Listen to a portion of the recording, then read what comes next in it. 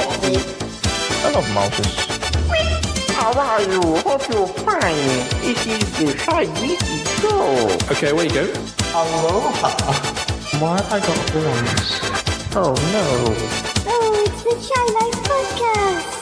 Oh, there's going to be some drama ahead. All I wanted was a pie. And then I hatched out of an egg. Okay, bring the mic over. He's ready to record. Is it metaphorical? Is it deep? Oh, your show's getting so international, Paul. Boy, he said all that Shy is right. It's such a relief. Blimey, Governor. It's the Shy Life Podcast. Oh my goodness. Hello, Paul. I don't know how he does it. Excellent. 797. 797.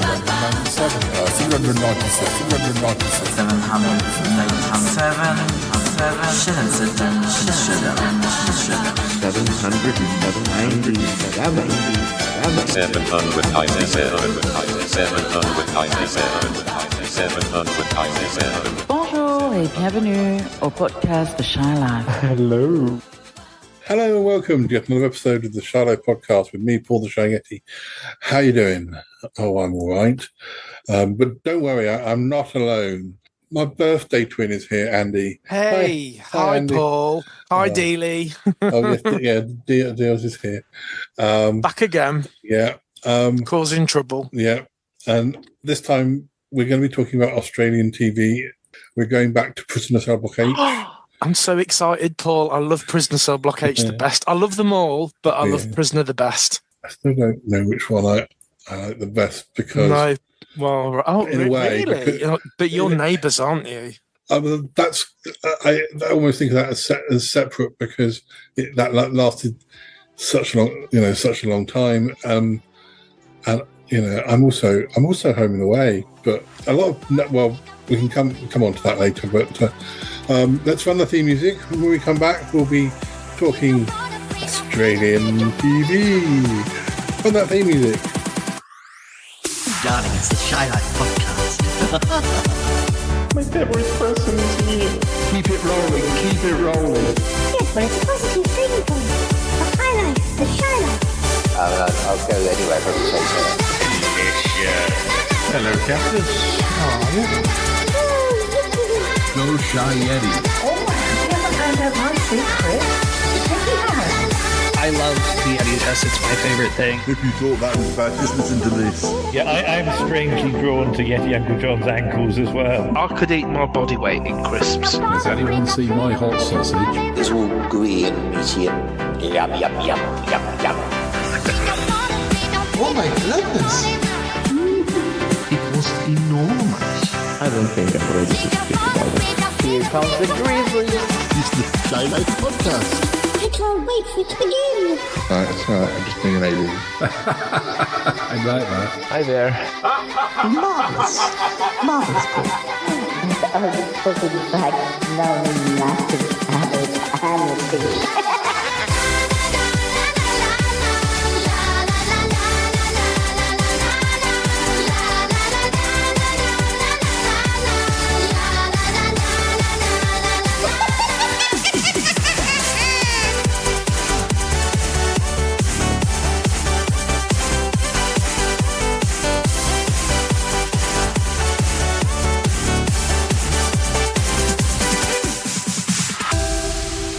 Yeah, I find a lot of people who currently watch Neighbours are very anti Home and Away. It's like you can't be a fan of both. It's like Oasis Well, it versus was Blur. it was a big thing, wasn't it? Well, yeah, and I can remember back in the day, it did feel like that. I mean, I'm going to ask, how old were you, Paul, back in the day when they first started?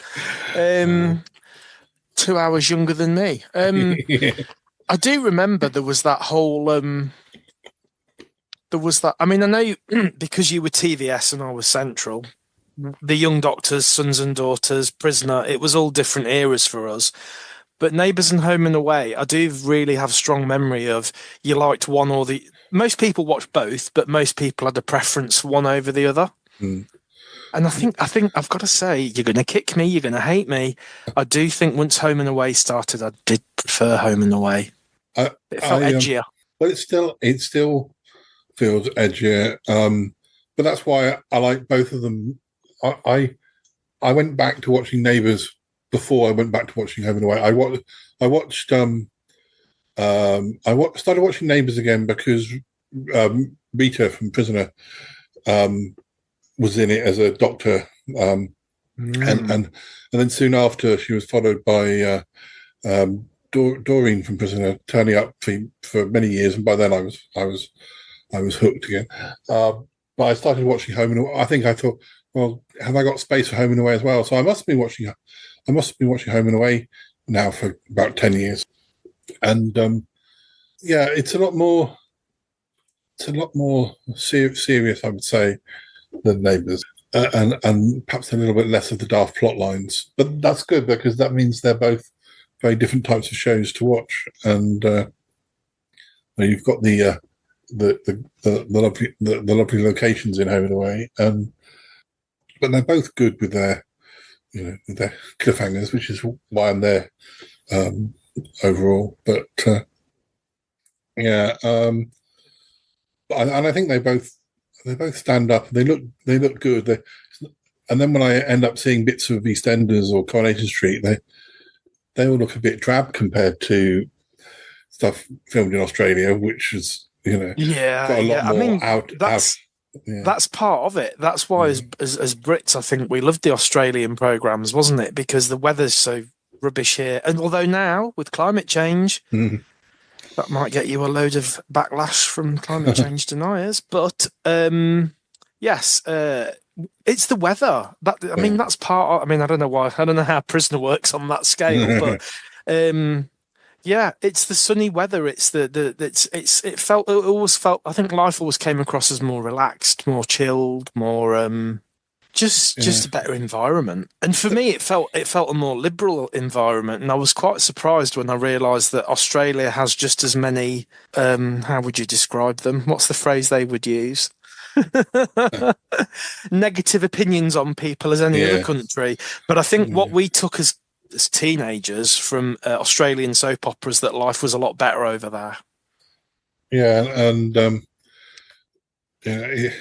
I also say that Home and Away feels slightly behind the times compared to Neighbours, which is almost unbelievably liberal, and there are lots of gay characters, and there's a trans character, and there were lots of characters. I remember my mum saying, well, it's all very well, but what, all in the same street? And I'm like, yeah, but when an area gets known for being safe, that does attract people. So I don't think that's maybe she wouldn't know that or think about that, but I think Home and Away is quite good with the indigenous population type, characters from New Zealand. I've learned quite a lot. I always like it when you learn new stuff about cultures, and if they can incorporate it on the show, that it's good, because you're learning without realizing you're learning, sort of thing. Absolutely. And you just think you learn so much about other cultures and experiences, but sometimes a lot of it is similar experiences to what you've been through yourself. I'm trying to say which is my favourite one. It is difficult because maybe I feel differently when I get to the end of Prisoner, but I always sort of feel like didn't enjoy maybe the last year or two. But I don't like that old... You always see people go, well, it's not been so good since Lizzie left, not been so good since B left. I was kind of... I don't feel like... There might have been other characters, but Lizzie and B and Doreen weren't those characters. I feel that like they had their time. There was only so much you could do. I mean, I think it was more like the characters like Helen Smart, who was never a regular. She'd come in, and some of those characters that come in for a little bit and then go. And I was more sad that she wasn't coming back. Or some of my favourite characters, perhaps after in that period, just after, like Minnie and those characters didn't stay around longer. I actually think the bit where the quality really drops in the show is actually before B and Lizzie leave. I think once you've had the fire, it's really difficult because I'll probably tell you that Maxine Daniels is one of my favourite characters, and you've got the Nola Mackenzie era as well. But other than those two, that whole bit from, I don't know whether it's, I think you do see this in lots of programs when they build it up and they've got a lot of action and episodes that are they've really got you gripped and you're on the edge of your seat. It's really hard to keep that momentum going when you're doing 2 hours a week, week after week after week, isn't it? And I do think after the fire and the big Joan versus the Freak battle and everything that goes on with that, and then they get moved to the men's prison. And I mean, I love the story where I hope we mentioned Neil Murray today, where Neil reappears and he tries to do what he tries to do. I love all that, but I do think the quality drops for a bit after then. Some of the characters I find them just a bit dull and a bit this is a repeat of something that they did earlier on. I actually think once Bea and Lizzie have gone, the mini era, as you said, Sonia Stevens, Cass and Bobby, I love all of that. The Jonathan Edmonds, how can we criticise the Jonathan Edmonds storyline? Yeah. I love all that. But I do think that I guess another reason I have to pick is that I think the 25 or 20-minute episodes keep the pace, which is why I do love Sons and Daughters. Sometimes I do find that you get about halfway through a Prisoner episode and it's quite an investment, isn't it? It's quite an investment. It's sort of, but that's with anything. It's not just Prisoner. Any 50-minute program, it's like, for the same reason I don't enjoy Doctor Who as much, because 25-minute episodes work for it. And I've been watching Sons and Daughters again, and I've really, I think last time when we spoke about the Young Doctors, I was saying, I can't wait to watch the Young Doctors again, but I don't know what to watch next. I'm still in the final year of Sons and Daughters. It's taking me a long time to watch it this time. I think, I don't know. That's not the discussion for today, but I do think next I might watch Prisoner again, but rather than watching it from the start, because that's a big investment to sit through 692 episodes, isn't it? In one, I won't do it in one go, but I mean, it might take me a year to do it, but I might pick a season and watch just one season. I might watch the seasons in a different order, because I'm not sure I want to go back and watch Karen and Lynn again so soon. Yeah. And I've seen that so many times. And I think maybe I might start with Bee's departure and then Lizzie's final episodes and maybe is that 1984? Yes, I think that's right, yeah. Did Bee leave towards the end of 83? And then I know the cliffhanger is like Mr. Bridges and I'm giving the spoilers. How can you have spoilers on a 50-year-old program? But yeah, I might start there. I've got to where Doreen and Kevin are engaged, but then they go out.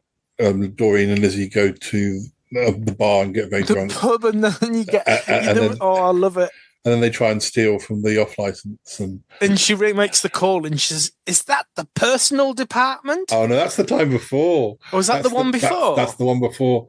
Yeah, this is. I can't even get that right. Sorry, Paul. Doreen's not working at the. That's where we were. That's where I was last time we talked. Doreen's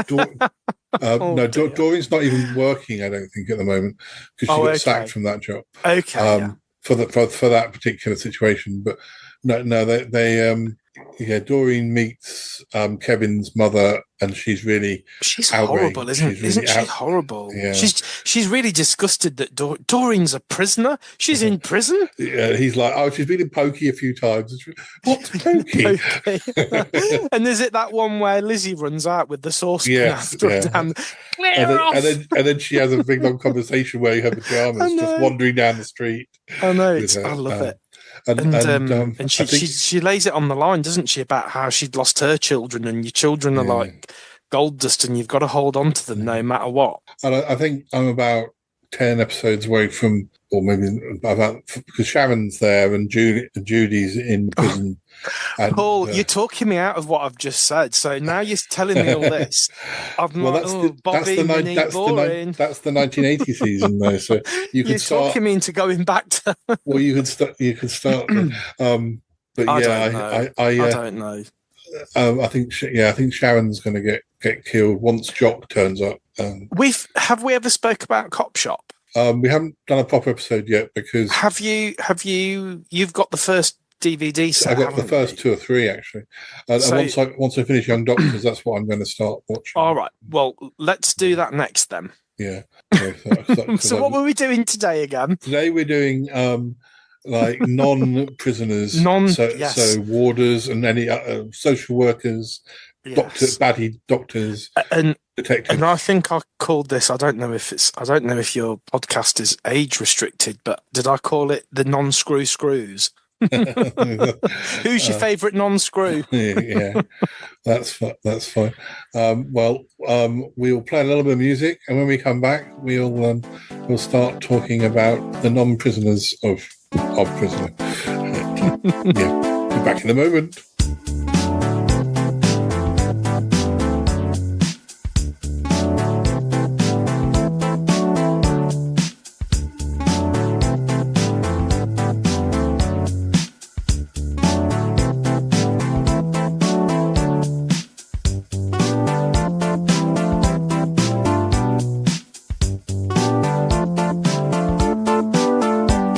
So, Prisoner Cell Block H, our favourite non-inmate characters. Yes.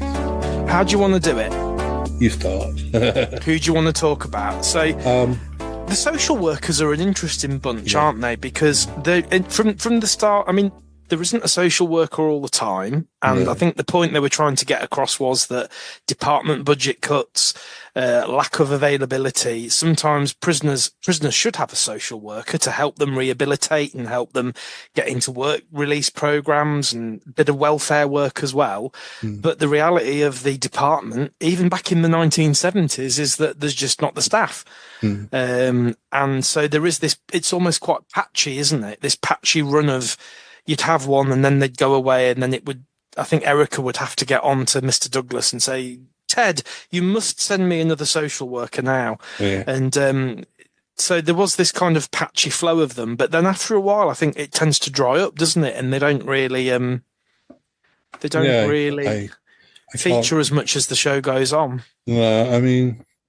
it's more in the early episodes, isn't it? Because really, you have a little bit of a social worker with Jean Vernon, but she's great, isn't she? I love Jean. Yeah, she's got such a caring heart, but she's just so chaotic in her work, isn't she? Yeah, she just lets she goes and lives with Meg a couple of times, and then just sort of invites the daughter of one of the prisoners gets to come and live with her. I mean. That would be your first rule, wouldn't it? As a social worker, never take the work home with you. Yeah. You would never be allowed, particularly today, to allow one of your clients, customers, to actually come and live with you. That's just ridiculous. But it's more ridiculous that Meg agrees to it. She's a prison officer. Yeah. Surely she should know that is a no-no. You do not let inmates come and live with you. but for the story, it's fantastic. I mean, I'm trying to think, is because you do have a regular doctor at the start of the show. You've got Dr. Greg Miller. Greg. But do you ever have another? Do you ever have a doctor who's as regular in the show? I can't. The only one I can think of that came close, but he was never as never as regular as Greg, and wasn't in it for long, is Scott. He was kind of like the prison doctor, wasn't he? And whilst I thought Scott was really well acted and really had potential as that character, that girl that he marries, is it Petra? Who? Forget her. She's just like totally forgettable. And they tended to focus more on nursing sisters, didn't they? So you got Sister Franklin, Sister Hall, Sister Kelly. And I suppose, again, that was them showing that we can't afford a doctor. All you've got's a nurse. Because you've got Dr. Weisman, but... the psychologist. But he, does he really appear as often as on Wikipedia, it says he's in it from episode 28 to 589, but it doesn't say how many of those episodes he's in, because he's not in it, but he's not a regular. I think he's another Mrs. O'Regan. He's a character that you think is in it from time to time, a regular, but actually when you look at how many episodes they've done, it's actually only a small number of episodes. But he was a memorable, and I think wasn't Brian Williams a scriptwriter or a director or something on the show? So that's an interesting twist that you've got one of the behind the cameras creative people actually. Also an actor, obviously, stepping up and doing a bit of a mini role in the series. I really like that about Prisoner. Yeah. I think that's one of the good things. And obviously, the biggest medical... We've gone from social workers to medical staff, but the biggest one is Dr. Kate Peterson. You've got your own personal physician. Yeah. So I've just been distracted by... I didn't know that... Barry Quinn apparently married Petra Tapana. Did you not know that? Or if I did, I'd forgotten of it. Right, and that's how he ended up in it, because they wanted her, Grundy's wanted Petra Tapano, and she had been over in Britain and she'd met Barry Quinn and they were in a romance and they wanted her to come, and I think it was negotiated that he could have a part as well. That was the only condition that she'd do it. And then they got married in real life, but then apparently the marriage didn't last, but they stayed friends. Yeah.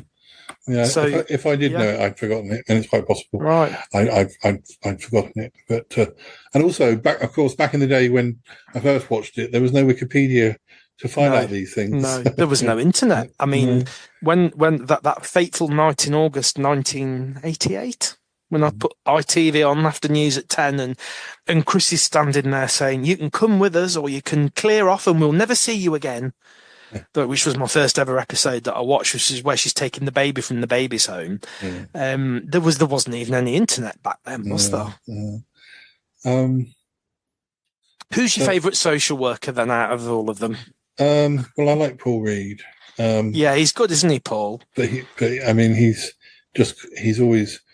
got a lot. He's genuine, and he's always got a lot going on. And he's got his son. Son is always Tony. Tony's always a bit sort of bring storylines himself. I thought that was interesting because I think that really shows how. I mean, I think Paul is probably the best social worker in the series, and also probably the most competent because what's the old woman called? Agnes. She's just like with Butchie the cat. And she calls everybody the wrong name and, right, dear, I'm off home now. And doesn't she fall asleep at the desk? She's just, and that's obviously a bit of a parody of somebody that's due to be retired and probably should have been retired. But I do think Paul is probably the best social worker in the whole series. But I like that way that he's distracted by his son and his son getting into trouble, and he seems like a really caring guy. I really like those scenes that he has with his son where he calls him a robot and he says, you need to have feelings. And this is a man whose wife has died and he's been trying to bring his teenage son up. And he's a really well-developed character, isn't he? Paul Reed. I really like him. Yeah, he's sort of, it's a shame he's not in it longer, but he wasn't well in real life. He was poorly, wasn't he? So they had to write him out quickly. And I think, he's another one who worked behind the scenes. I think once he'd recovered from his heart attack, I think he came back and wrote episodes. And George Malaby, isn't it? Yeah. And he was when you do watch Cop Shop, he's the main character. Well, not the main character, but he's the boss at the police station for the first year or so. Talking about detectives, the one I always think of. But there probably are others, but they've never stuck in my head. Isn't there? But the one that they never stick. They don't stick in my head as much as Inspector Grace or. Inspector Grace. He was lovely, wasn't he, Inspector Grace? And you always almost all the way through. Yeah. And I love my favourite scene with Inspector Grace is when he finds Fred Ferguson and Blossom. And he reels off that list of and I had that written. Do you know, this is what you say, there's no internet. I can remember rewinding the tape and I wrote down all the list of all the different shops that they'd spent the stolen money in, and it was things like Mitzi's Perfumery, the Overture Bar and Grill, Douce Amour Nightwear. So they'd obviously taken Money's money and gone on a spending spree. And don't they go to some sleazy bar and she orders some ridiculous cocktail? And I seem to vaguely remember that as well. I love those. And I just think Inspector Grace is such a reliable character, but I know we've said before they don't always make the police look very good in Prisoner, do they? And I do wonder if that was a bit of a dig at the Crawford show, Cop Shop, being made at the same time in Melbourne. Yeah. Make the police look like idiots. No. Now, this is a very difficult one, possibly. Who is your favourite? We're going right to the top now.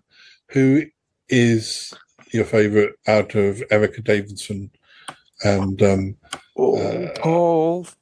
That's such a difficult. You're going to say Erica, Bob, or Anne? Well, I was really your favourite governor. I was really going to say Erica or Anne, really, because they're the only two that really sort of. Yeah, because I wouldn't really count Craven because he's only like a couple of episodes, isn't he, as a prison governor? I don't know. I can guess what your answer is. I think you're going to say Anne. Yes, but it is so difficult. Yeah, my heart goes. It's difficult. It's difficult. Yeah, I think Anne has better stories. I think Anne is a better developed character. But there's just something about the charm of Erica as the governor with her little beehive and her Ted, send me another social worker now. Voice on the telephone. You can't beat that. And when she gets kidnapped and she's running in that jumpsuit and her hair's all flowing, and when she gets shot and it's Mrs. Davidson, and the terrorists shoot her, and she's like, and it's like, oh no, has Erica just been murdered by the terrorists? Yeah, I mean, that's classic. Also, because I'm watching, I'm forgetting how many times, she's a real sweetheart. And there's Erica's romance with Andrew, and when they go to the races, and she said, "Oh, I want to get dressed up," and it's the done thing, to dress for dinner. You can't beat that. That's amazing. Anne never has a line like that. No. Also, she doesn't. She refers to like Lizzie and Doreen as her friends on occasion when they're out of prison, and I've seen an episode recently, and she said, "Oh, these are my friends, Doreen and Lizzie." She doesn't say she probably really shouldn't fraternize with former prisoners. Actually, there seems to be that's lovely. That's lovely when she does that, isn't it? Because it's Doreen's mum's funeral, and she just steps up and she helps her because she's got that sense of responsibility to the prisoners, and she does see them as friends. And also, I think when she takes Lizzie out to see her brother, and there was definitely something in one of those episodes, like when there was all the business at the off license, and she really does her best for them, doesn't she? And I mean, let's not forget as well when what's Judy's sister called? The one with the fake American accent, the sister from New Jersey. It's been you a long remember time. It's been a while though. So whatever she's called, anyway, we've forgotten. Erica stops because obviously for your listeners, Judy's sister comes over from the States because their father's died, and Judy had been estranged from her father, hadn't she? And the father suddenly had a change of heart and decided to leave everything to Judy. So the sister's like, she's not getting all the money, so she comes over to Australia to try and manipulate Judy into signing over some of the money back to the family, the rest of the family. And when Judy finds out that this con's been going on and that it's going to come back to me, whatever the sister's called has been conning her, and it's not friendship and it's not genuine, and she's really just after the father's estate. She throttles her, doesn't she? That's really good when Judy's got and Erica walks in and actually literally stops her from doing it, because she's like, you're going to lose everything, Judy. You're on parole. She could press charges. You could go back to prison. It's not worth it. And Erica's so good at intervening and doing, and she really does care about the prisoners. Is it just me, or does it feel like there is some sort of contradictions because they didn't want Meg to visit Mum when she'd left prison?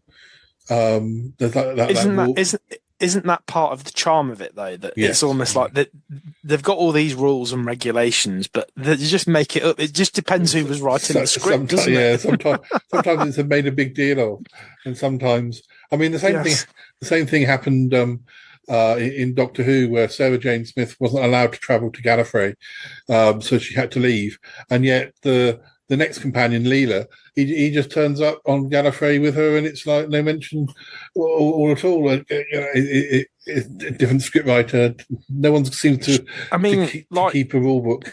Yeah. Do you remember when the artist Kerry Vincent goes to do her? She gets a special release to go to the art gallery because she's got an exhibition on, and they make this big deal about she can't be seen in prison clothes. And you just think, well, there's loads of other examples where prisoners got taken out and they left them in the uniforms, wasn't there? Yeah. I know if they were transferring them, they'd put them into their civvies, but and I do think when Bobby and Sonia get sent to Sydney, hang on, they're being sent to Barnhurst, but they get kidnapped by the gang, don't they? They put them into normal clothes, but like I think there's other examples where they did wear the uniforms outside the prison. Yeah. I might be wrong though. What about some of the warders, like Vera? Oh no, I could never pick a favorite screw. No, well, I mean, we should discuss, because I don't think we've discussed them that much. Because Vera has a sort of. Do you think she left before her time, or was it the right time for her to go when she did go? I think it was the right time when she left. I really like the build-up to her leaving with the Terry Harrison story where, I mean, that's just classic, isn't it? It's like, Vera, are you going to marry me? I've asked you 3 times. And she's like, I need to make my mind up. But really, it's because she's waiting to hear if she's got the governor at the other prison, isn't it? Because it's like, if she gets Barnhurst, it's bye-bye, Terry. And that's ultimately what happens. But I really like that. And then when he gets shot and she's like, she's really traumatized by it, because I think that's the moment when she realizes actually this guy was willing to marry you. He was going to be your husband, and now he's dead. And I think that's when it hits her. But she just stiffens up again and puts the stiff upper lip on. And is that when Mouse gives her the pet rock and she just throws it on the ground and walks out? I love it. Vera Bennett, otherwise known as Vinegar Tits.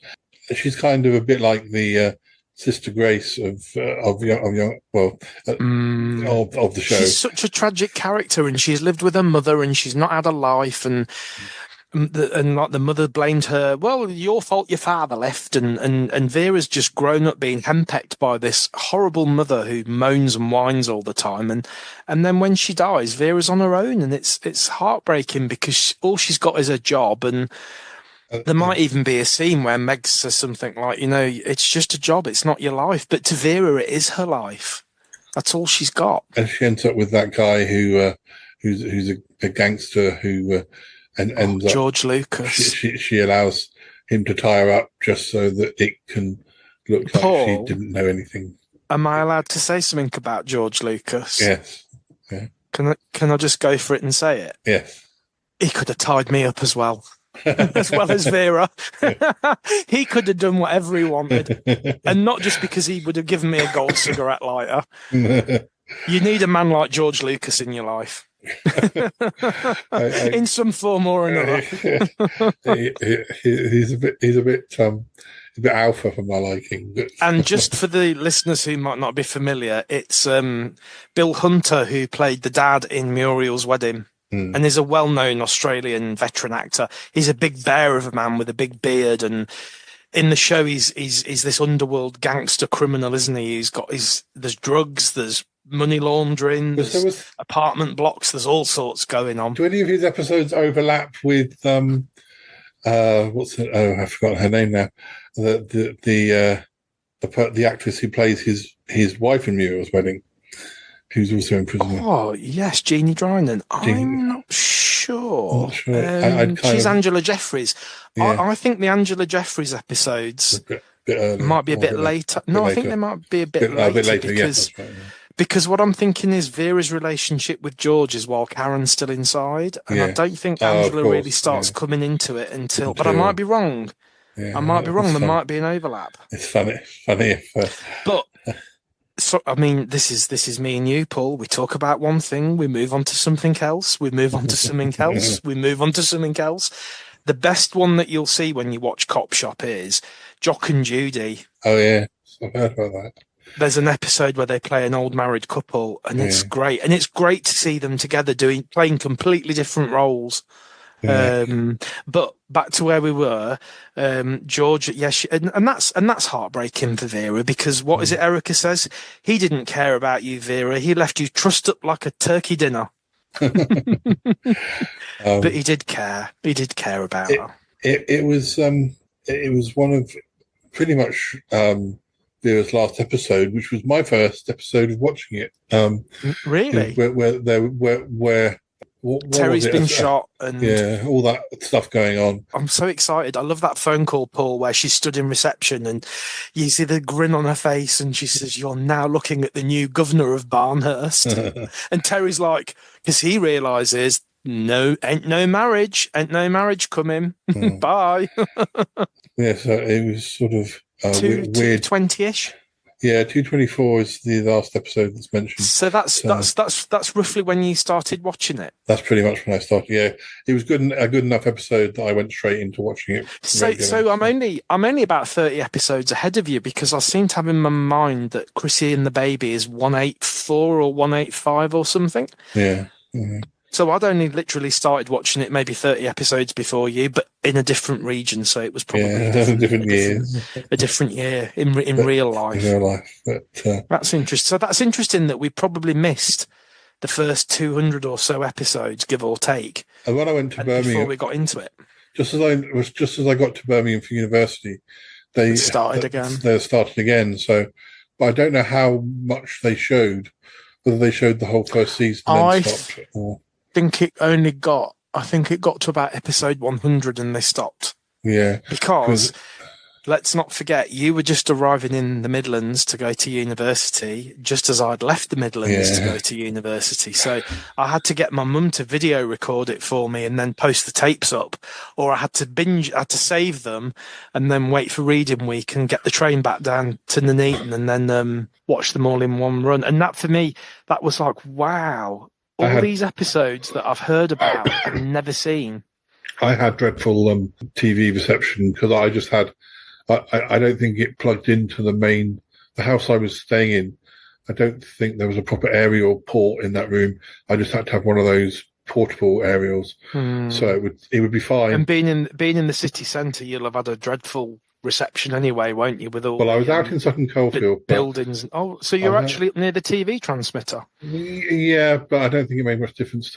There were two little kids in the house, so if I left at a weekend, and the TV was fine, a little bit of running up and down the corridors by the kids, and I'd come back and find it's not the signal. But this is drifting into another conversation. But I live really near Emily Moor, which is the TV transmitter for most of Yorkshire, the big concrete one that people have seen when they go up and down the M1.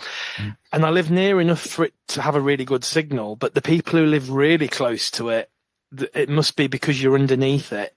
It's not as good. So maybe that was part of it as well, if you were actually in Sutton Coldfield. But back to Prisoner. What are your thoughts about Meg Jackson / Meg Morris? Meg. Because she is one of the few people who's in it all the way through from end to end. She's not as good as Vera. She's not as good as Vera, is she? I don't know. I have mixed feelings on Meg. She's consistent. I think that's the thing. But sometimes it's good to have a consistent character because she's someone you can always turn to as a sort of familiar face. Something that I do like about Meg is she is such a positive person. I mean, her husband gets murdered by one of the inmates and dies literally in her arms in front of her. And her son's best mate turns out to be a predatory sex attacker who makes her strip to her underwear and then threatens to stab her to death. And she's still got that smile on her face and she's still keeping a positive attitude about everything. And we do need people like Meg around because she's a decent person, isn't she? She will forgive anything. Yeah, of course. I remember being quite excited. I think I was still watching Neighbours when around the time that she came into it. But I don't feel like she certainly didn't stay with Neighbours as long as she'd stayed with Prisoner. I don't think that worked. I don't think that pairing her with George Spartells, I don't think that worked because he was considerably, although he looked quite older because he'd lost his hair, he was considerably younger than her, and it was almost like, is this like your younger brother? No, it's my husband. That just didn't work for me. Yeah, I can't really remember that much about when she, other than the fact that she was in it. Let's be honest, when they were in Prisoner, Meg is supposed to have like a teenage son, and the character that George Spartells plays is supposed to be a teenage boy.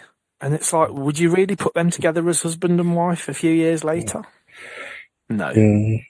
No, I think Meg has some good storylines, but she has some quite poor ones as well. I love it when she becomes a parole officer. Yeah, well, that's quite good. But that's the thing. I think around the time I started watching, that must be the time when she was a parole officer. Thinking back to my first episode, she's the parole officer for Chrissy because Chrissy turns to her when Mick gets arrested. I know there's that really poignant scene where Chrissy rings up and said, Mick's been arrested, and turns out he's actually an escape. He's been on the run for the last 10 years, and Mick's not even his real name, and like, I don't know what to do. And Meg's like, stay where you are, Chrissy. I'll come and get you and I'll help you out. And I mean, thinking that Chrissy was the one who actually stabbed her husband. Yeah. I know. And it's just like, she's so forgiving. Would people really be that forgiving? If I murdered your husband, would you really be the person that would come and help me if I was in a pickle? I wouldn't invite you on my podcast anymore. That's for sure. You know Meg then, are you, Paul? You know no, Meg. I'm not. I'm just not saintly. What do you think of Jim? Because he's another early screw, isn't he? Yeah, he comes Jim in. Jim Fletcher comes in episode 40. And you mentioned the concept of the alpha male. I mean, he until Jeff Butler comes, he is quite an alpha male, isn't he, Jim? Or is he? Well, I don't know. I can't keep up with his marriage because sometimes he's sort of back with his wife, and then with Leela. Yeah, but then at the moment, I think she's about. I think at the point I am at, she's about to get blown up, which is exactly the same thing that happens to Officer Powell's family as well. And her family. So that was a bit of a repeated storyline, wasn't it? Your wife and children are killed in a bomb. I think somewhere along the way, because they were back when Alf from Home and Away was in it, as that was Jeff, but was that Jeff Butler? When he was in it, they were living back together again, but then he seems to be like. So they split up, don't they? And when he sleeps with Blossom Crabtree, who we mentioned earlier, that was Fred Ferguson's bit on the side. He gets the reward money for turning them in or something, and he goes back to Leela and he said, look, you broke up because you said that I could have had a better job than a prison officer. Well, I've got money, I've got lots of money, can't we get back together? And I think they give it a try, but it's I think they have this line where she said, my father always said we'd go our separate ways. It's just not going to work. And then when all the stuff happens with Caroline, she throws him out, doesn't she? And that's why he goes to the hotel. Yeah. Because she can't cope with him. I think being in love with Caroline. Maybe I'm exactly at that point because Caroline's in it and he's like putting up bail money for her and stuff. Nothing's actually happened. And I really I suppose I'm saying he's an alpha male, but he really isn't, because Jeff Butler just wipes the floor with him, and I should have let you rot in Vietnam, and he just falls for the ladies, doesn't he? He falls for Caroline. He falls in love with Jackie Nolan, who's called Sarah Forrest at the disco, and obviously he falls for Janet as well to some degree until she becomes a bit obsessed with him, and then he's like, "Look, this ain't gonna work. You can't spend $1,000 on me every day and buy me a new camera. It's ridiculous." I like Jim, and I think he's an interesting character, and it puts another dimension on it. And the classic when Vera gets told we're going to have a male deputy governor. Don't worry, Vera, you'll still be a senior officer, but you're not deputy anymore. That's just delicious, isn't it? Poor Vera. It's a good mix of officers in those early seasons, isn't it? Jim and Vera and Meg. Jim has that other situation where he has a fear of blood. Yeah. So Hemophobia. Yeah, when the prisoners find out about it, they play up to that as much as possible. They do, don't they? And speaking about him kind of falling for women, I think, doesn't he have like a little bit of a crush on that one that's the runner? Do you remember the character that's like the marathon runner? And doesn't he set up for her to find a false witness in the park? And there's this little old woman, and they say, well, of course I've seen her running, and she couldn't have done that. She was doing her marathon training in the park, and I remember it really well. And then he helps her, and then as soon as she gets acquitted and released, she's like, yeah, I've got loads of money, I'll buy some new trainers, Jim. And he's like, well, where's that money come from? Unless you did the robbery. Yeah. That's a good twist, isn't it? I don't know if I've come up to that again recently, but so he is a bit of a he's a bit naive. He does fall for the ladies, doesn't he? Perhaps a bit naive as well. Yeah. He's a very interesting character. What about some of the later officers? Well, all I was thinking of like Joyce Pringle or Joyce Barry, because I find her a bit annoying. Yeah, I mean, she's in it all the way She should have been. But episode where Lou Kelly, what's the phrase? I think, does she say that she scones her? Is she scone like your head? But she knocks her out and she puts her in the boot of the car, and those little kids find this car. Wow, there's a car! And they open the boot, and there's Joyce lying in the boot, and she's like purple, and I was like, she's dead. But she's not dead, she's just unconscious, and they've put too much blue lipstick on her to make her look, and I kind of wish that she had been dead. Is that awful to say? Well, it's just also when she marries Mervyn, there's a lot of silliness, too much silliness. I mean, I was saying, you know, how much I enjoy the silly stuff on Young Doctors, but it's more centered around, you know, Edna and the kiosk, and I quite like when Joyce first leaves Norm and she goes round to Mervyn's flat and she walks in and she looks at it, and I thought that was good, because I've given up my home, I've walked out on my husband, who I've been with for however many years, and I'm with you, Mervyn, and you live in a tip, and we're going to have nothing. And that look on her face when she realises that this is what she's given up. She loves Mervyn, but his circumstances are just... I mean, personally, I would have checked that out. I wouldn't have walked away from one relationship to another without actually having checked out what's the person got. You know, do they have their own apartment? You would have. I think normally you would have looked for some of these things, like, what am I getting myself into? I might love the person, but you can't just, you know, love's not going to pay the bills. I'd want to know a little bit more about who they are, where they live, what they're doing, what their background is. So, but that moment when she sees his flat and she's like, what have I done? It's a real eye-opener, and I think that bit's done well, but a lot of the Mervyn stuff is just... Yeah. It's just irritating, isn't it? Because the actor who played him wasn't he Gail from Neighbours, his father? Yes, Rob. Yeah. Rob. Yeah. I can't remember the family name. Lewis. Rob Lewis. Yeah, I think I preferred him, because I think I liked him on Neighbours. When I saw him on Prisoner, I was quite pleased to see him, but it was mostly stupid plot lines. But.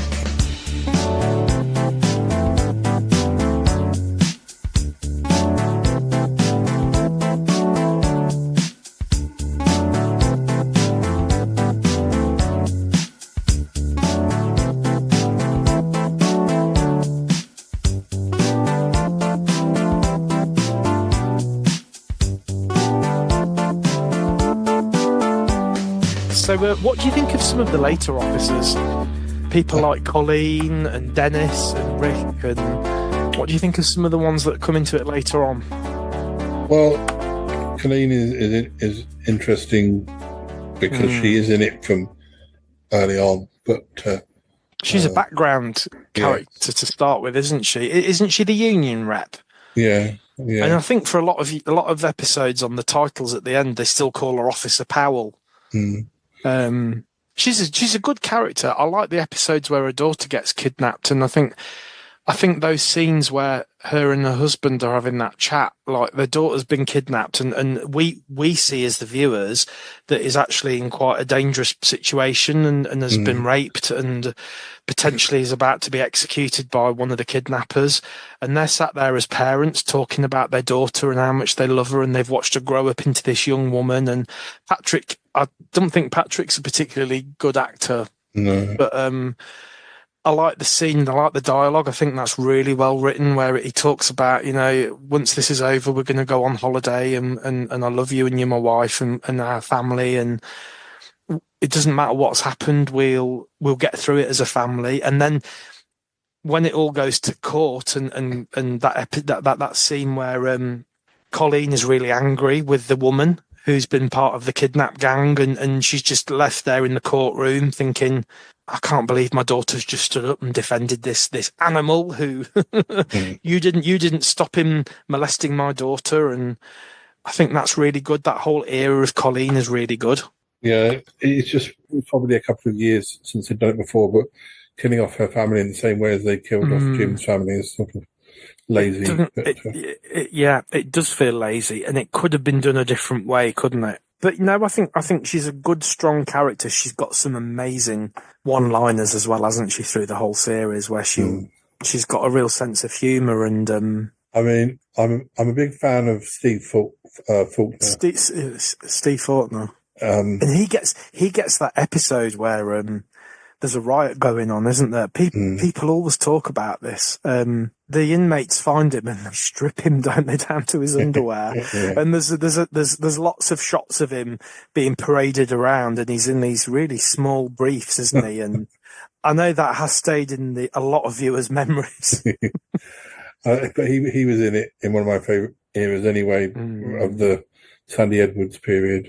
And he's a bit naughty because he does have an affair with Sandy, doesn't he? And he keeps getting himself put on night shift. He says so he can make more money, but it's actually so he can get a bit of quality time with Sandy Edwards. Yeah. And apparently, and I didn't realise this till I watched the Talking Prisoner interview with the actor that played Sandy, if she hadn't been pregnant in real life, what they were planning on doing was making her pregnant in the story, and that it was going to be Steve's baby, and then they'd have to deal with, maybe that was a repeat of Chrissy getting pregnant, but how did she get pregnant in prison? She must have been having an affair with one of the male officers. Yeah, they could have done. That was going to be a thing. They could have done that though, because the Chrissy version was off screen. We didn't actually have to deal with the detail. And I think that's what they were planning on doing, having it on screen and Sandy realising she was pregnant, and then it's like, how am I going to explain being pregnant when I've been in here for so many months? That would have been interesting, wouldn't it? And another of the, I'm just trying to keep it, there's a couple of names I definitely want to come back to before we finish, but I'm just going down some of the other sort of What do you think of Dennis? I like Dennis. He's a reliable, solid character, isn't he? Yeah. It's such a shame what happens to him in the end when he ends up having being shot by Frank, and it is Frank, isn't it? Yeah, because Bob Morris, who is ends up being Meg's next husband, it isn't very long lasting. It's a shame they couldn't have given her some. Make some happiness with. It's an interesting story though, isn't it? Like Bob's all over Meg like anything, because his daughter's in the prison and he's trying to maybe curry a bit of favour with one of the officers so that Tracy gets better treatment. And then he's like this big businessman, and he does claim he falls in love with Meg. But I think the speed at which he does a runner, when he thinks that she's been given the the deputy governor's job, and then he's almost like, you either become the deputy governor or you give the prison up and come and be my wife. He's quick to jump to that, and I often wonder, watching that, is that them trying to show that maybe he didn't really love Meg that much anyway, and he was maybe using her a little bit, and because Tracy's not in prison anymore, there's not quite the bond there anymore, that he doesn't need her so much, so it's easy for him to move on. What about characters like Janet Conway? Janet's interesting, and I think it's interesting how she becomes obsessed with Jim. She's an interesting character, because she's been in prison previously, and B kind of half recognises her. And then we have the riot episodes where they find Officer Conway's file and realise that she's a former prisoner. And that's great when they like decide to put her in a prison uniform and she's screaming and all her hair's flying around. And I really like that. And then she becomes obsessed with Jim and she spends all that money on him and she's constantly ringing him. And doesn't she break into his apartment and trash it? Yeah. I like that. But then it's really quick how she, as soon as Jim's gone, she latches onto, is it Ian? Yeah. And she falls for him again. But perhaps that's the same, it's the same becoming obsessed with another man. But he's a nice guy, Ian, isn't he? And they have a happy ending. What do you think of her? Yeah, I sort of remember because she sort of crosses over into the end of the Jim era and then into the Steve Faulkner era, and sort of I sort of like her, but then when she gets a bit obsessed, it sort of shows. Oh, yeah, she's memorable though, isn't she? She's definitely in it for a while, and I think it's interesting. It's an interesting premise that somebody who, and they make the point that she was only ever on remand, because how would someone who's been a prisoner be allowed to come back as a prison officer? But it's because she's been on remand and she's been found not guilty and cleared, so she doesn't have a criminal record, so that's how she gets the job. But it's an interesting premise, but I think it's also, I'm not sure it works 100% because she seems to be just so desperate to get her husband. She'll almost do anything to kind of get her man. The trouble is, sort of around the middle of the show, there's as much as I was saying that there were prisoners who don't stay around enough. There were one or two warders who come and go, like Rick Manning and Heather Rogers. Yes, Heather Rogers. I think she left too soon. I think it would have been nice for them.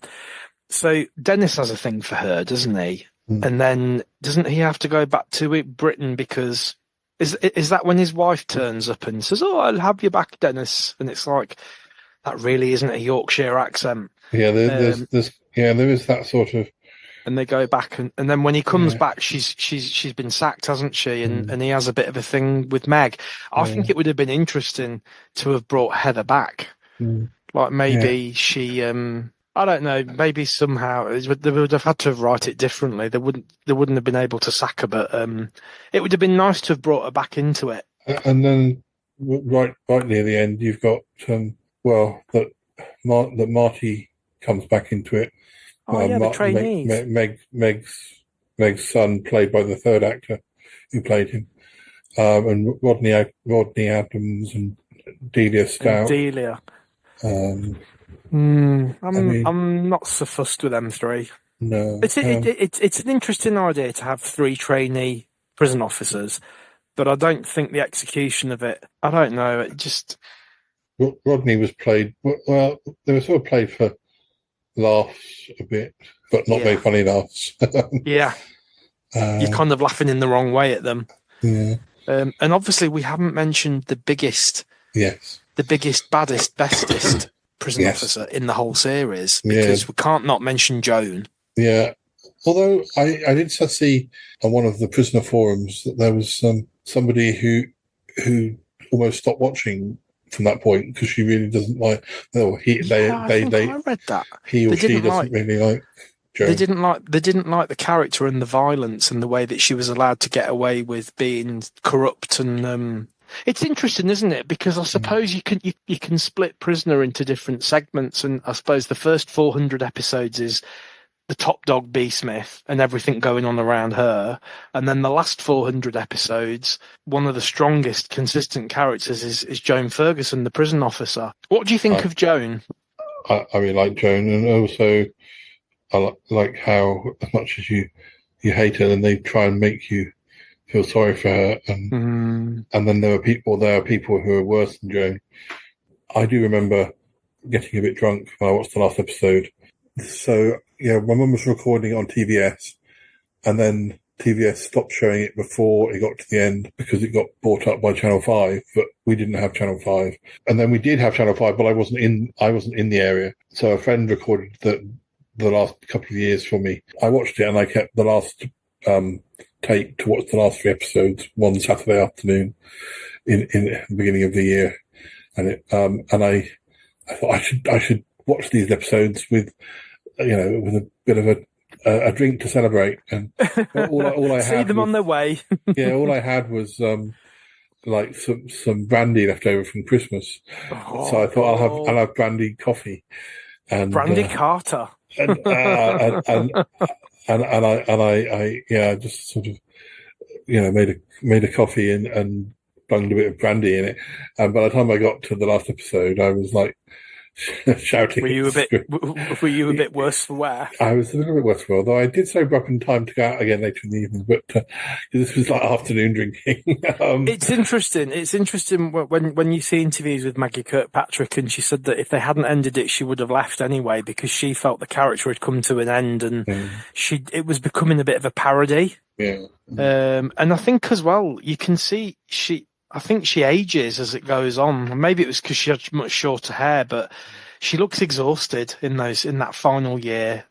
But I think the scenes where they're on the boat and her and Rita have that battle, I think that's really good. And I know the riot where her and Rita have the huge fight is really well done. But I think you can see she's starting to look a bit fed up or tired, or it's quite, you can see it's a very physical, demanding role to play, and you can see she's had enough of it.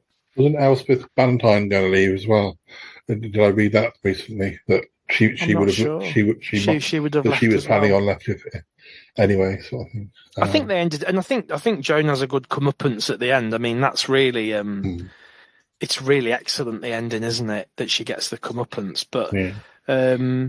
No, she's a very memorable character, and for people who haven't watched the programme, if you don't think Joan Ferguson is like as good as Bea, then we need words. It's particularly because she's so strong in her first 100 episodes or so, whilst Bea's still there. That by the time you've got past that stage, she's just part of the bedrock of the series. How does she do it? I remember the episodes I'm thinking of is just before the slip of the drugs and a dog gets killed. How does she do that? The inmates try and hang her, so she's talking like this because her neck's all and then she has to go to the bank and she has to plead with them at the bank to get this money because she's being blackmailed, and then she goes back to the prison, and where does she get the energy from? It's amazing, isn't it? I noticed there was an episode I was watching going back to the second year that the actor who plays her father was in it playing a character in season 2. And I can't remember who he was playing now. But was he a judge? Is he not like a judge or a lawyer? I think it's not something to do with one of the times when Lizzie went to court. Yeah, I was like, hey, that's the freak's father. Yeah, and that was nice. Seeing the relationship, because I've got in my mind the episodes where he comes to the prison and he's actually quite proud of her, but because their relationship is so prickly. She's like, well, you'd rather talk to my colleagues than to me. You're my father. And he's like, well, I don't know how to talk to you, Joan.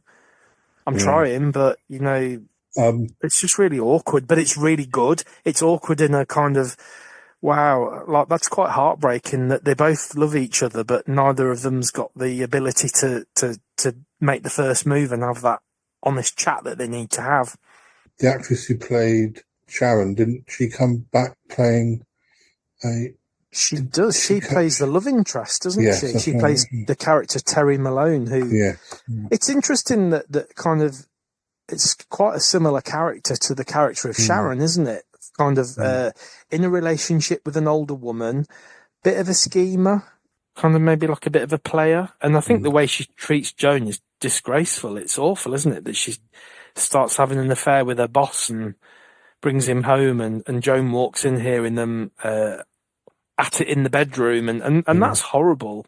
If anything like that's ever happened to anybody, that yourselves or the listeners, to come home and find your partner in bed with someone else is just, unless that's your arrangement, no judgment, but if you're not that's expecting different, that, yeah, if you're not expecting that, and you come home and find that going on in your home, it's awful. And to me, that's just as sad as when she loses her dog, and then her father's ill, and then he dies, and it's almost like tragedy after tragedy, isn't it, with Joan and Shane, who she loves, and Shane as well, and she's not allowed to keep him, and because she's a single parent, and I don't know whether they make this out, I can't remember, but because she's gay, is she a suitable person to have a child? And I might have interpreted that myself, but I think that's how she feels, that because she's not got a husband, and she's not got because of her job, she can't have him, and that's tragic as well, isn't it? Because she loved him and he loved her.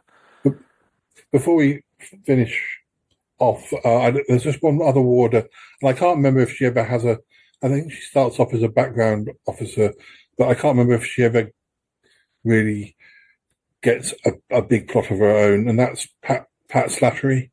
Yes. Because she's in it sort of season 6 to 8. She is in it, and I think what I think is interesting about her character, she's one of those background characters, as you say, that they bring her in occasionally, and they use her when they need a different officer, but they keep bringing her back rather than killing her off. But it's interesting because as they made Joyce a bit more of a main character, the kind of role of incompetent screw who, lets the wrong person in or lets the wrong phone call go through, and the prisoner stood there saying, yeah, get Auntie Rose to bring the present on Wednesday. It's so obviously like a drug smuggling, and she's just like, yeah, just carry on with your phone call. That kind of idiot prison officer. They kind of gave that to Pat, didn't they? When they make Joyce a bit more longer term, and I think it's interesting how they kind of messed around with Pat's character. Yeah. As I say, I don't remember. Yes, she was appearing on it a bit more than just background, but she never kind of. Thinking about who's your favourite, we didn't mention prison cooks. Clearly, it's not going to be Mervyn. I don't think Mervyn would be anybody's favourite cook. No. But do you prefer Mrs. O'Regan or Ray Proctor? Probably like Ray, but maybe I'll tell you differently once I get to those eras. He has a really good relationship with Reb, doesn't he? I think that's interesting. That a lot of them. I mean, like you've got Rabbit kind of taking the mickey out of him a bit, and I don't know whether that's homophobic or not, or whether she's just I don't know, but Reb seems to get on with him really well, and Reb seems to have a bit more of even though she's a bit of you wouldn't have expected that, and I like that. I like the fact that they've given Reb a bit of an ally, maybe, in the kitchen when she's working in the kitchen. Because I don't think, do they even mention the name of a chef in the early seasons, or do they mention Mrs. O'Regan without? No, they don't. They don't mention the prison cook, but I do remember that when Clara comes in, she said, "Well, why don't the prisoners get to cook their own food? Like, why? No, they can't. If they've made it themselves, they can't moan about it." And that's when I think they get to start working in the prison kitchen. Who's your favourite?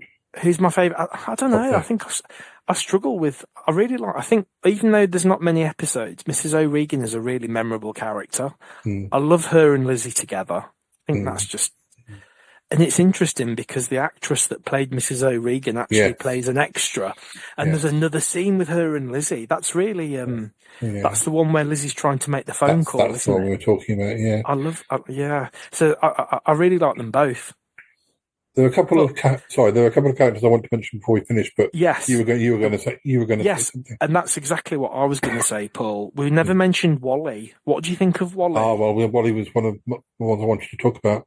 I really like Wally with his little shack. Is he more of a friend of Judy's to start with? Yeah, he's Judy's pal, isn't he? Yeah, but then he ends up being Anne's boyfriend partner, for a bit. Because I suppose because he obviously with Judy being gay, they can only be friends. Because isn't there a scene where Judy's daughter makes us, you and Wally, is there something going on? And Judy's like, come on, we're just friends, that's all. But I kind of wonder from Wally's point of view, if if Judy had been interested, I think there could have been a nice little romance going on there between them two, because their friendship's lovely, isn't it? And he helps her out and he puts her up and he doesn't judge her and he helps her with they make the tape, don't they, about Jock Stewart and then I remember there's another episode where she goes back and she finds him and he says, "Oh, Jude, you haven't escaped again." And she's like, "No, I'm out legitimately now." And they're such good friends, and he helps her with the halfway house and even then when he helps her through both halfway houses, doesn't he? When she's struggling with Hazel, and then he steps in and he helps run the house after Judy's been put back in prison. Yeah, he's one of a strong actor as well. So, which isn't always the case. And he clearly did want a female romantic companion, because that's when he takes up with Anne. Yeah, yeah. And that's a mess, isn't it? Where he sleeps with that young solicitor, and Anne's all traumatic because she's found like a tumour in her breast, and she's like, "Oh, what's this?" And I need some support. And he's like, "Oh, Anne, you're going off me," and he sleeps with another woman, and it's just a mess, and it's just it's horrible. But I love it because they could have so supported each other, and it just crumbles, and it's quite sad. But I like the way that they did it. Yeah, because. That's what relationships are like, isn't it? People misunderstand things and they end up falling out over it when it was something quite trivial, and people make bad decisions and there's no turning back from it, and maybe they were meant to be together, but it's not going to happen, and that's life. Anne's other boyfriend is the vicar on the motorbike. Didn't warm to that as well, did you? Well, I like that actor. And I liked him in Sons and Daughters. He's good in Sons and Daughters, isn't he? Yeah. Because it's almost the same romance that he has with Beryl, isn't it? He's a bit of a bad boy, and you can't quite pin him down, but he's keen on them. It almost felt to me that was, although it was very different circumstances, you'd got, I don't even know what Jim's role was. Was he like a bit of a gambler? Was he a bit of a wheeler dealer? And he falls for Beryl, and he's always off doing things and stuff. And similarly with Dan the biker falling for the prison governor, I think it's quite similar. And ultimately, it's not going to work out. It's not going to be a successful partnership. But I didn't quite warm to him as much. I thought he was better in Sons and Daughters. Yeah. What about Stan the Man Dobson? Yeah, that's nice, isn't it? Yeah. Him and Edie, and they give Bobby a chance, and it gives Bobby a happy ending, doesn't it? Yeah. And again, it's another one where people make bad decisions. There's misunderstanding. It goes down the wrong path because Bobby has been on a day release visiting them, and she gets a phone call from her little sister who's had a fall. And Bobby leaves the house and leaves a scribbled note saying, "I've gone to see Cheryl. I'll come back." And then it all goes wrong. And then Stan feels let down that Bobby absconded, and he doesn't get the note until it's too late. And I think that's really nice the way it's done. Because he, of course, seeing it out of order, he played a character called John Worthington in Neighbours, who I think is the person that Mrs. Mangle marries and moves away from Ramsay Street with. Didn't he have like a little dicky bow on all the time? Yes, yeah. I remember that. Yeah. So I really knew him. Stan the Man with his heart pills and evil Reb kicking them out, and she's saying, "Come on then, take one." Mm-hmm. And he's like, "I can't reach them. Give me my pills." And it's horrible, isn't it? But it's great as well. No, I like Stan. I suppose there are so many others. I'm sure we haven't. Do you know one we haven't mentioned? When we did Medical, we haven't mentioned Neil Murray. Oh yes, we wanted to. I love Neil Murray. He's such a good character. He's the murdery one. Yes, the murderer nurse. There's the black gloves. Yeah, because the black gloves murders. Yeah, we've we've also got the hypnosis doctor who I love, Jonathan Edmonds. Yes, and then the guy who gets his head chopped off. David Bridges. He's a warder. Do you want to say a little bit about each of them? Yes. Have we got time? Yeah, of course. Who do you want to do with first?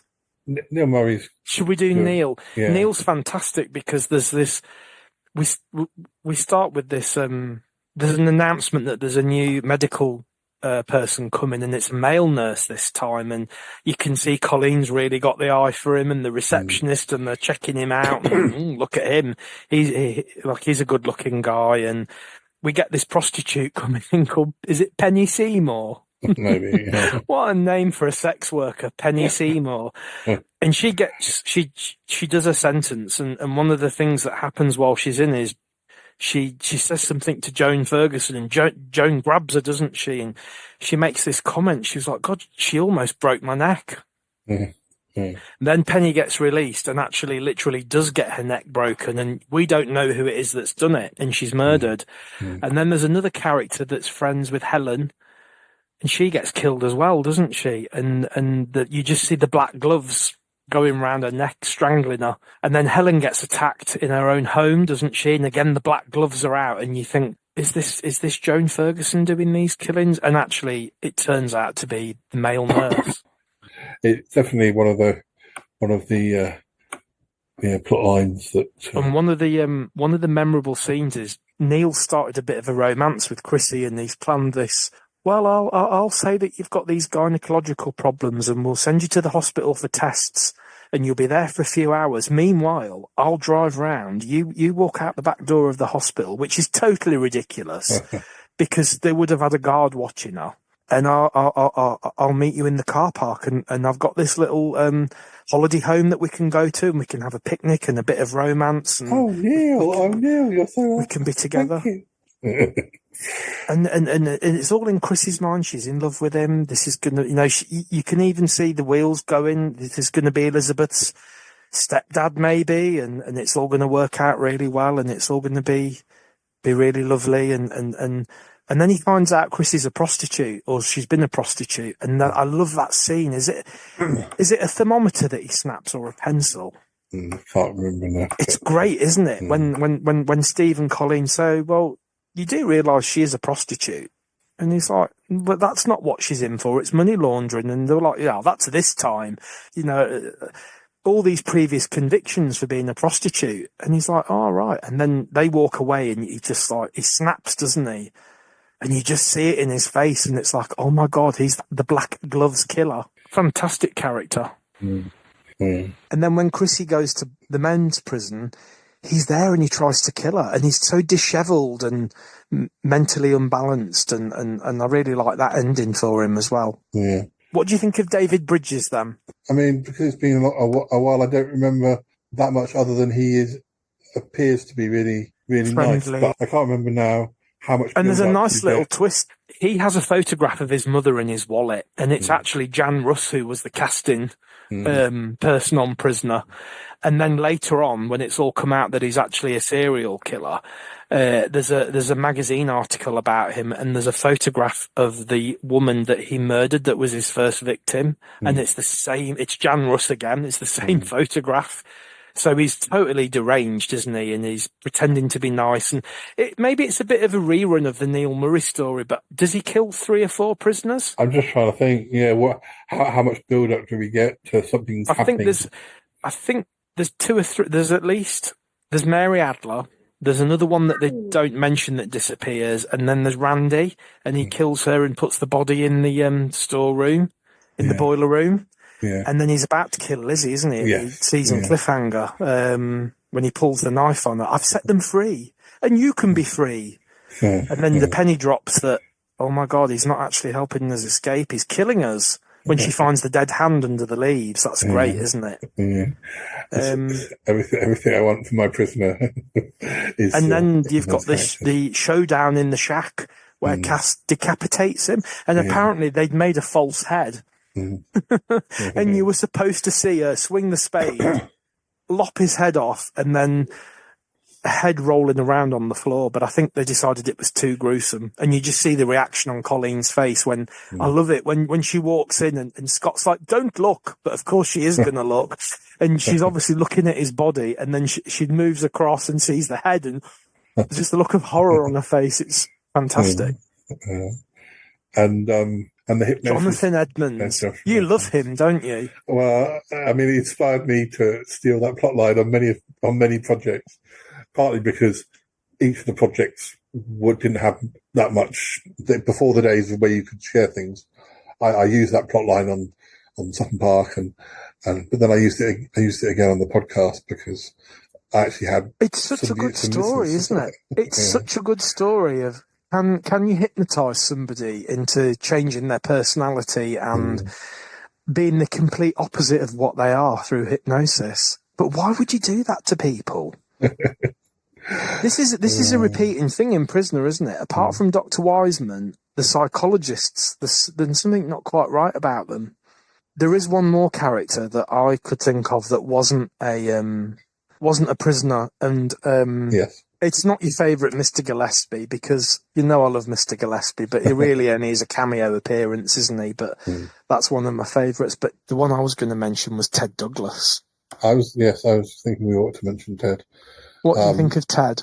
He's great. The rest of the world knows him as Harold Bishop, but in Neighbours. But he's shown up for the first time since I've been rewatching. But he hasn't sort of. It takes a while to sort of establish him as a classic character, I think. I love him. I even think right from that first scene when he arrives in his car from the department, and could you just imagine nowadays civil servants having a chauffeur, and he's not even that senior? That's just like you would maybe get like a civic mayor or a chief executive having a chauffeur, but he's not even that senior. But he's got a car, somebody drives him. And he struts into reception and he's like, I'm Mr. Douglas. And it's just amazing. He's such a bureaucrat, isn't he? He does have a story arc. He is caught out being corrupt. That's right. Mrs. Reynolds' son takes photographs, and they've got that one where that's Ted Douglas. What's he doing in a photograph with Lionel Fellows? And he's taking a brown envelope off him, isn't it? I love it. Well, I think we're running out of time, so we should probably. There are so many other characters we should talk about, and so we'll many. Probably return to Prisoner. Should we do another one on Prisoner at some point? Yes, we will. We'll because we've done cliffhangers, and we've done favourite inmates and favourite baddies and early days and later ones, and there's so much more we can talk about. We'll find something.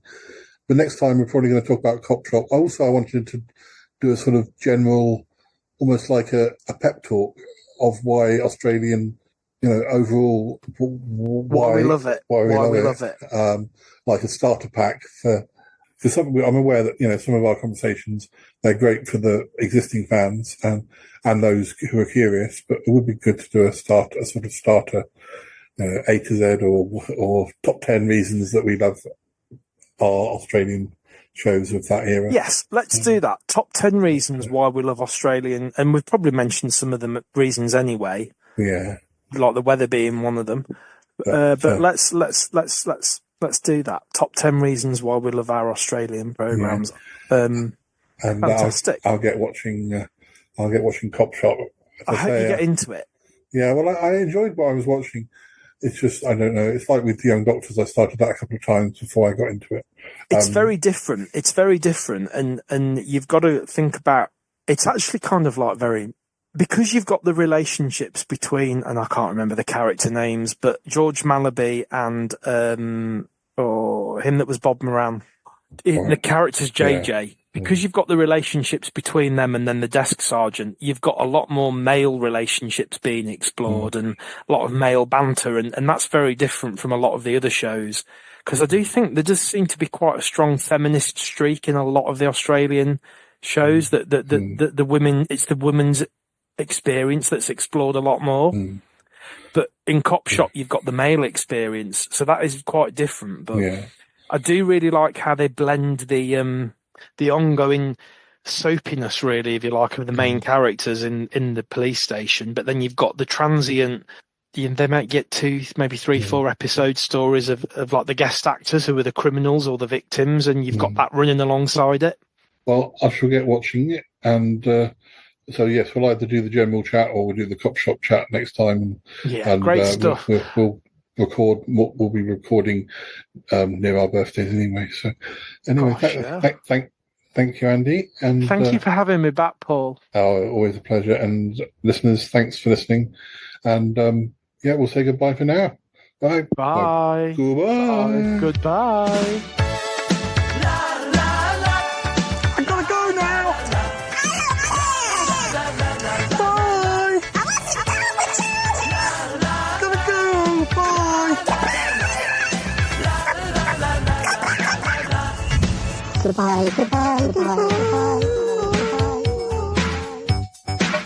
goodbye, Goodbye, goodbye. Yes, goodbye.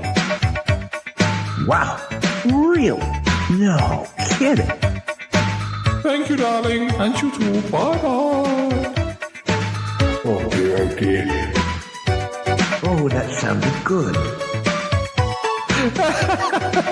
That was beautifully done. I'm going to have some orange squash now. It's an exciting life. Et voilà. Oi, that's your lot. Bye. You can always call me. Oh, everyone's a critic. This is just the weirdest thing I've ever heard. Well, gotta tell you, I didn't expect that. What the hell just happened on this show?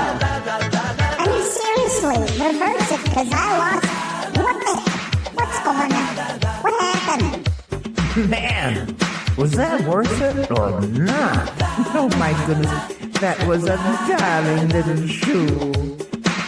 Whoa, I love that one. Great show, Paul. Yep, that was a good shoe.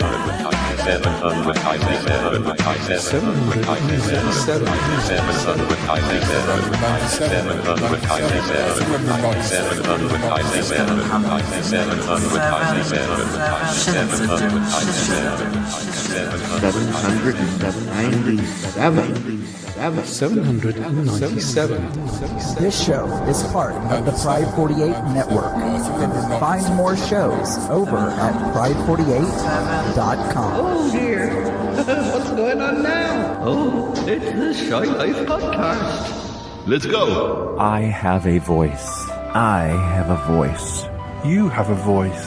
You have a voice. We have a voice.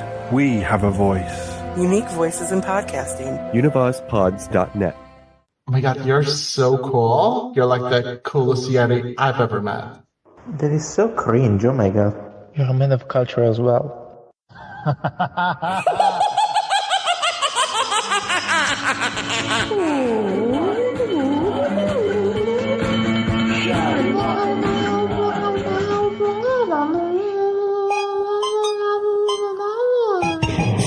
Should I turn off the recording? Okay, stopping recording now.